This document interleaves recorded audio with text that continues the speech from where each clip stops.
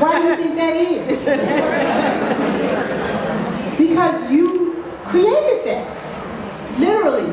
I'm third generation beauty professional. My mother and my great aunt, both salon owners. And the day that I got that was when my mother was talking to another mother about the problems that she was having with her daughter's hair. And she said that she's so tender-headed, and it makes me so angry. She said, stop right there. We fight every morning. Do you hear the words that you're using? They are very aggressive words. She's tender-headed, but we fight.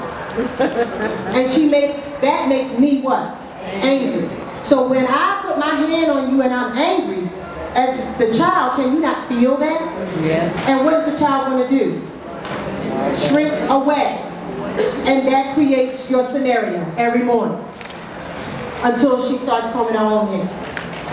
How many of you have experienced that? Okay, so with that being said, it's about detangling the hair, using the right combs, starting from the ends and working your way up. So you're loosening tangles, exactly, from the ends, from the open end to the closed end. Take it in sections.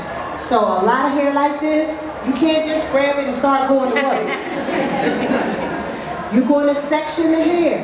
You section for what? Control. So, start in the back, take a section. Split this off into 2 sections, 2 more sections. If they have a lot of hair, and then maybe 2 more sections. That's going to make it easy. As you comb each section, braid it up. This is also what you want to think about as your natural hair. Many of you are transitioning. That was another thing. And you're going into dealing with natural hair on a regular basis. Someone else is not going to be combing your hair all the time. So, you're going to have to learn your hair all over again. Did you not have that experience? Because now, actually, you're a little older.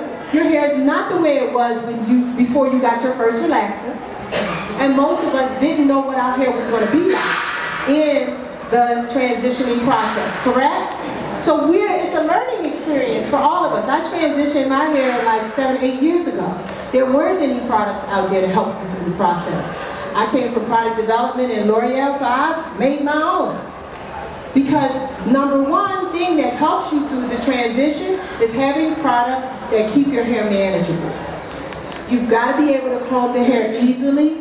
You've got to be able to manage through it, or you can tear it up and break it off the same as it was when it was relaxed. Literally tearing it, because hair is a fiber. So you're going to make sure that you have combs with bald tips. If you run your comb across your hand and it scratches you, throw it away. If that comb offends thee, toss it out. Get thee away from me, you devil you.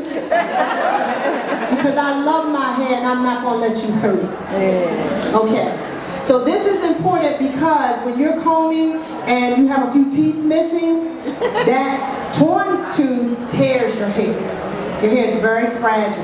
It's very easy to tear it or split it. So you're going to get that comb with what we call a bald tip. It actually looks rounded on the tip. And there are some combs out there called a Tangle Tamer. They are the best combs in the world to comb and detangle your natural hair. And it looks like the teeth on the combs curve. They curve from one side to the other, and they have a bald tip. That's the best comb ever. Don't let nobody borrow it. You never see it again. Okay. So that's a good comb, and especially for natural hair, and especially for your little people when you're combing their hair, it makes it easier. Use a leave-in detangler. That's another thing. It's your friend. You know, there are many of them out there now. You choose what works for you, and I remember someone said, how do I find the right product? But from one person to the next, that's going to vary. And from one style to the next, that's going to vary. Because I have products that I use when I'm wearing my hair natural, then I have some different products that I use when I'm wearing my hair straight, but the combs, my satin sleeping bonnet, certain things never change. Okay? So those are some of the key things. Yes, ma'am? You said a leave-in detangle? A leave-in detangle. It's a conditioner. And sometimes it'll be fortified with, you know, it might say fortified with biotin, panthenol, glycerin. Those things create, from the product development world, what we call slip on the hair. And it makes the comb glide through much easier. So when you first shampoo hair, and then let's go back to the shampoo, and don't get in the shower and go crazy. Because if you in there and you just getting all the scratching out that you ever wanted to do, you're tangling your own hair up. So you want to let the shower water run down on the hair and keep the hair as smooth as possible. Because the more you tangle it up, who do you think is going to have to untangle it? You. Okay? So, keep the hair as smooth as possible. Keep the hair going in one direction. Don't rough the hair in lots of different directions, because of this particular type of texture of hair, the strands will lock among, and they're tied up. And that's what we call a tangle. Your hair will literally knot. Whereas when you're combing it out and you look at the ends, it's literally a knot that you have to untangle. So you want to be really careful with the way you handle your hair. Handle it with care, as if it were nitroglycerin and it was going to explode. Just handle it very gently, okay? And keep the sections. Use a good comb. So we're making a list, right? Okay. Use that leave-in. When you put the leave-in on, don't go to work right away. Put it on. Allow it to work for a minute or two. It starts to release the strands one from another. So spray it throughout the hair. Make sure that you get all the areas, not just this part up here that you can see in the mirror. Spray the back, lift it up, separate it, and just let it sit for about 2 or 3 minutes. Then start where? In the back. And we're going to take what? Section. Oh, I love this. And then we're going to comb from the head up. Give yourself a hand. So then, the next thing you're going to do after that, then you're going to move forward with whatever type of styling that you have in mind. If you're going to twist your hair, when you're combing it out, just put some big plaits to keep the hair detangled until you get to that section. And keep it that way until you get to the section. If you leave it out, it might retangle itself. Yeah, I know. You gotta treat it like a bad child. Gotta keep it in one place, in order. Make it know who's the boss, but with love, okay?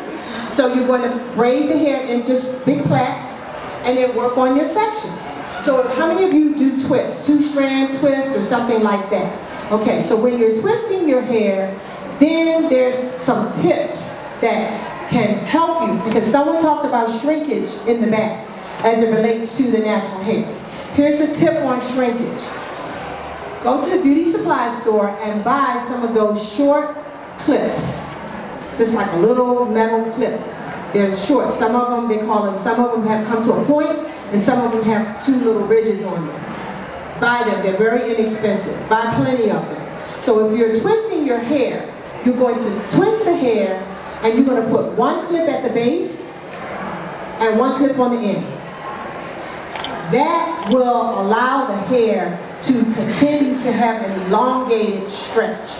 At the bottom, you won't have anything to attach it to. But as you work your way up and around the hair, stretch the twist its full length and clip it to another area. As it dries in that stretched position, it will stay stretched much easier, and that will cut down on a lot of the shrinkage. Another way that you can do it, if you really want to get the maximum length potential from the hair, you would go through with a blow dryer.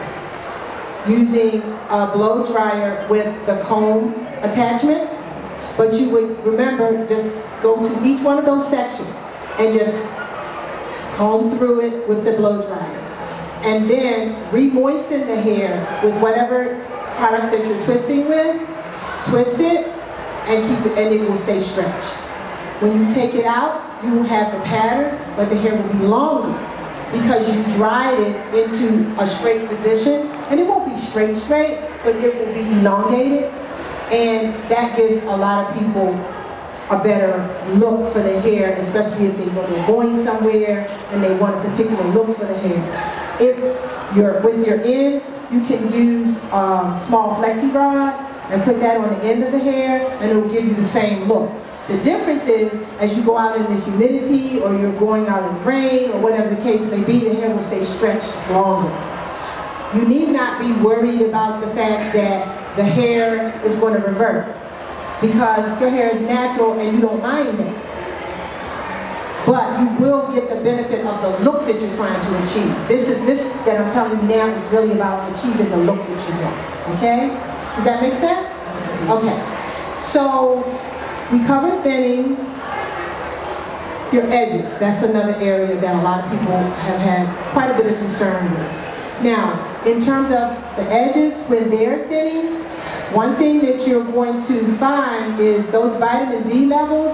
I want you to add that to the list of things that you want the doctor to check for you, because vitamin D definitely has a link with hair thinning and hair loss. Vitamin D also, in my experience, has an impact with the way your hairline grows or lack thereof. So your D3 is important. And in the Midwest, what I've found is a lot of people do not have good average on their levels. Their levels are very low. Now, vitamin D actually can be activated in your body by being outside for 10 minutes between 9 and 11 a.m. because the sun is at a particular level between 9 and 11 a.m. 10 to 15 minutes outside will help your vitamin D levels to come out and be active, because they're there, they're just laying dormant, and they're activated through sunlight. In the meantime, take a supplement, and typically when you go to the doctor and they find your levels to be low, they'll start you on a mega dose for about a month or two, which is going to be a lot in comparison to what you'll take on the regular. The regular amount that you need daily of vitamin D3 is 1,000 IUs. Okay, 1,000. Typically, if they put you on a mega dose, they're going to put you on a level of about 10,000 or 50,000. It really is based on where your level comes out at. Now, I spoke earlier about the thyroid levels. One, there's a combination of vitamins and minerals that can help to manage your thyroid levels.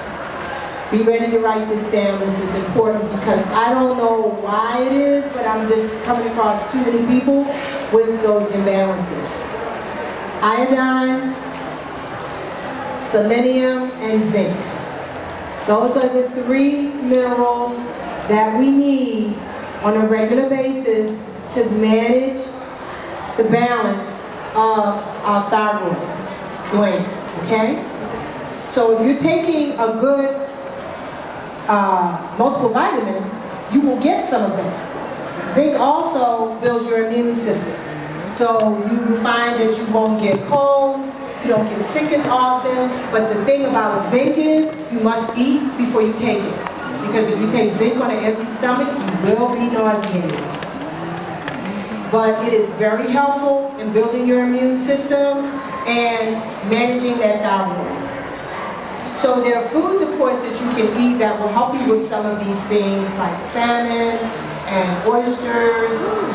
Some of the seafoods, they have these minerals in them.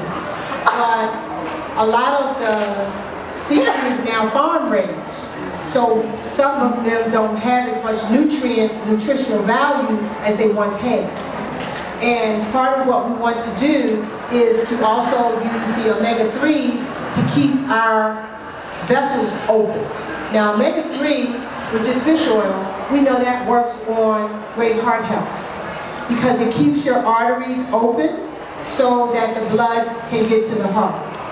The advantage that we will also have with omega-3s is it keeps your follicles active. Because remember, everything that's good for your heart is good for your hair. So keeping your follicles active that means that that's the way your hair, or the vessels that lead to the follicle, are going to give you oxygen, nutrition, and blood. Without those things, your follicle shut down. Once it shuts down, that's when you go into the balding situation. Keeping it active is key. Does that make sense? Okay. So have I addressed most? Tell me if there's some areas that I didn't cover yet. Yes, ma'am. How often should we wash our hair? How often should you shampoo? And that really has a lot to do with lifestyle. If you're working out a lot and you perspire a lot, then you probably are going to need to shampoo more often. And sometimes you don't need to go through the whole shampooing process. You can do what's called a co-wash, which means you're going to rinse the hair and you're going to add a conditioner to the hair. Massage it in, maybe comb it through, leave it on for a few minutes and rinse it out. That will allow all the residue to rinse from the hair.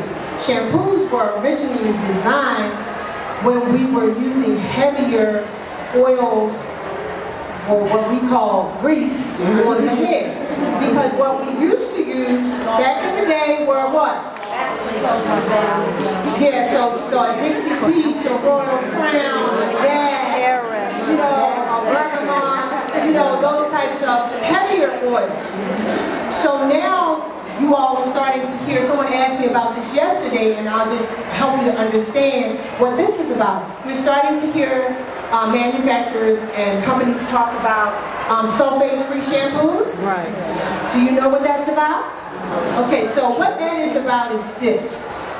The sulfates that are in shampoos are very similar to the cleansers that they would use in the automotive industry to remove oil and grime off the engines. Oh, wow. But the oil, remember we talked about how the oils that we used to use on our hair were very heavy and hard to remove. So much of the shampoos that were needed had to have cleansing surfactants that were a little more aggressive. We don't use those kinds of oils anymore. So it's not as necessary, well, most of us don't. So it's not as necessary to use shampoos with heavy surfactants in it, and paraben-free as well. We're seeing that a lot, right, because there are some concerns. There's no conclusive evidence, but there are some concerns of health challenges when you're using these kinds of byproducts on your skin, because anything you put on your hair or on your scalp, especially when it's wet, it gets into your bloodstream. So just remember that. So you want to be mindful if you're really about, you know, most people who are going natural are really focusing more on their health overall. They're changing their diet, or at least they're being more conscious about the products that they buy. They're reading the labels. They're wanting to make certain that they're not using something that's going to be harmful to them. And these are some of the, to clear up some of the understanding why you're seeing these sulfate-free and why it's a big deal, why it costs more. Because it's more expensive for the ingredients that they use, because when they first came out with sulfate-free shampoos, they didn't lather. And people didn't want to use them because we've been conditioned to believe that lather equals what? Clean. Very good. So, the truth is, it does not equal clean, but you in your mind, if you have it in your head that, I just don't think my hair got clean when I used that. So then you kind of go back to what you used to use. So now they're making these sulfate-free shampoos with a surfactant that creates a sudsing effect to accommodate the way that they have conditioned your mind. So now they're unconditioning it and reconditioning it back to what it was from the beginning. Remember, we are often in areas that we are not knowledgeable. We get used to what we see, to what they give us. We don't know. So we're not making intelligent choices because we don't know better. And that's what this is about. This is to help you to make the choices that are right for you, wherever you are in your journey. So you asked about shampooing and how often. Again, it can, for some people, it might be every 3 to 4 days. For others, it might be once a week. For that lady that it takes her 3 to 4 hours to get her hair done, it might be every 2 weeks. It really depends. And again, it's about your lifestyle, what's going on with you. If you're exercising a lot, and this is a challenge for a lot of people, they perspire profusely in the scalp. When you perspire, salts from your perspiration come out and it sits on your scalp. And then your scalp becomes very itchy, flaky, and dry. So that becomes the next issue. And that's where a cold wash can be helpful, because you can rinse and remove the residue of perspiration from the scalp. And then when it's time to go through a shampooing process, I would not say never shampoo. I would say cold wash between times, and then occasionally shampoo your hair, because sometimes you really want to remove all of the buildup and the residue, and then come back and start all over again. Okay? And it's really going to be on lifestyle. Yes, ma'am.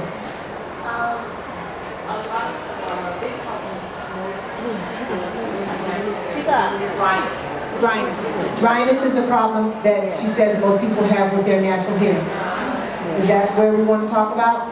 Okay. So that's a good question, because I've spoken to a lot of women who have natural hair and they perceive their hair to be dry. But when I examine their hair, it is not. And it's really about the appearance of the hair that looks dull, or it has a dry appearance. So what we can do about that, when we think about what do we think is healthy, the first thing that you all told me was what? Shine. Having that natural glossy effect to the hair. Because of the texture in our hair and the way it's, the movement of it, when you have a tendency to flat iron that hair, it has a tendency to shut down the cuticle and you get that gloss on the hair. When we're keeping it natural, because it oftentimes the color is not so rich, we're looking at it and it looks dull. But it may not be dry, because the average woman who's wearing her hair natural is using a lot of moisturizing product on her hair. So they're like, okay, I'm confused. I'm using all this product, because you use a lot of product when your hair is natural. But my hair is still, and they'll use the word dry. But I would say it may be dry looking versus being dry. And the way you can enhance it is like this lady has some color in her hair. That puts some glossers on the hair, and that allows the hair to reflect the light a lot more than when you don't have any of those glossers on the hair. And many times that can come from using demi or semi-permanent hair color. You might start off with maybe a permanent hair color to give it a little lift, and then you can use the deposit of some of the semi-hair colors that are out there, and you will be surprised. Your hair will take on a different look. So it won't be dry looking. It will have that glossy appearance, and it will be adequately moisturized because you're using the moisturizing products. Yes, ma'am.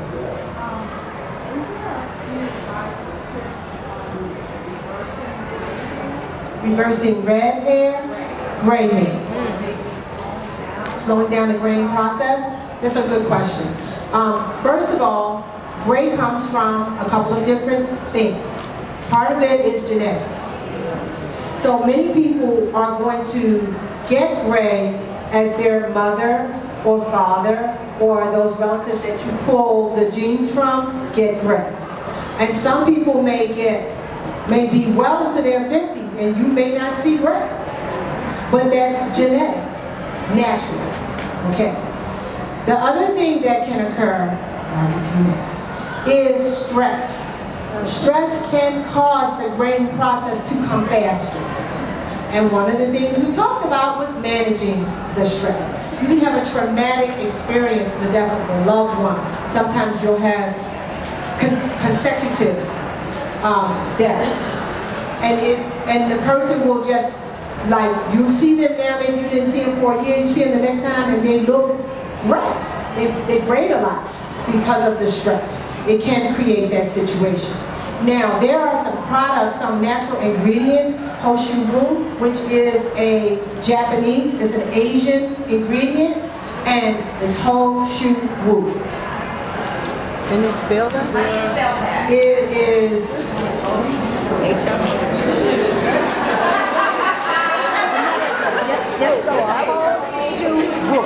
just racing.